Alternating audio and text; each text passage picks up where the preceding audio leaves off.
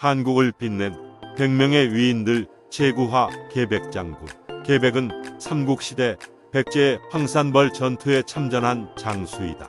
660년 김유신과 소정방의 5만여 명의 나당 연합군이 우충지 한현과 백강으로 진격해오자 결사대 5,000명을 뽑아 황산벌에 나가 맞았다.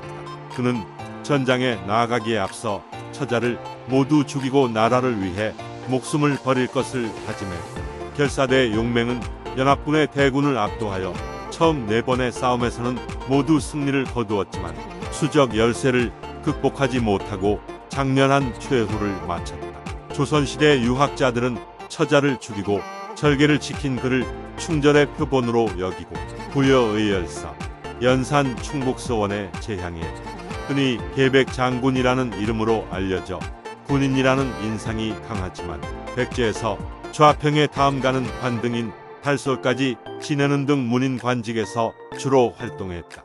사실 근대에 체계적인 장교 육성 시스템이 완성되고 관료와 군인 계급이 완전히 분리되기 전까지는 어느 문명권에서나 평시에는 문관직을 수행하던 고위규족이 전시에는 군 사령관을 맡는 것이 이상한 일이 아니었다.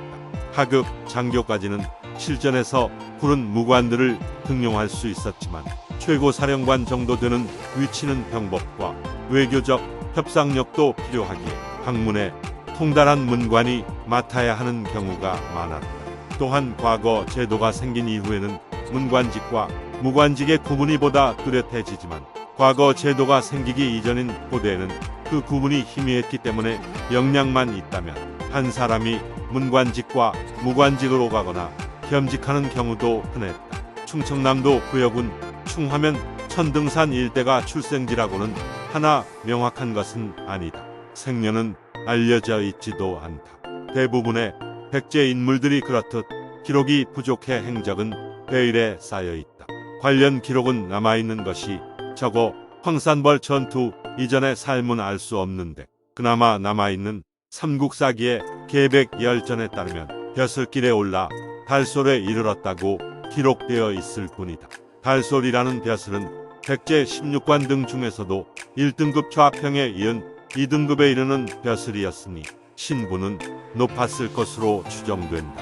가족을 죽이고 5천의 결사대와 함께 출정한 계백은 황산벌에서 5만의 신라군을 맞이하였다. 성충과 흥수가 지적하였듯이 신라군의 공격을 방어하기 위한 최적의 장소는 신라에서 백제의 수도인 사비성으로 향하는 길목인 침현이었다. 그러나 신라군은 이미 침현을 통과했고 계백은 벌판에서 적은 군사로 신라의 대군을 막아내야 하는 상황에 놓이게 되었다. 계백은 황산벌에 도착하여 험한 곳을 골라 진영 3개를 설치하고 신라군을 맞이하였다. 수적으로 불리한 계백으로서는 지형을 이용하여 방어하는 것이 최선의 선택이었을 것이다. 계백은 상영, 충상과 함께 출정하였는데 이로 보아 3명이 각각 하나의 진영을 맡아 신라군과 싸웠을 가능성이 높다. 신라군을 이끈 김유신은 이에 대응하여 병사를 3갈래로 나누어 계백의 진영을 공격하였으나 백제군을 제압하지 못하고 연패를 당하였다. 이때 계백은 군사들에게 월왕구천이 5천의 군사로 오나라의 70만 대군을 물리친 싸움을 언급하며 군사들의 사기를 고취시켰다.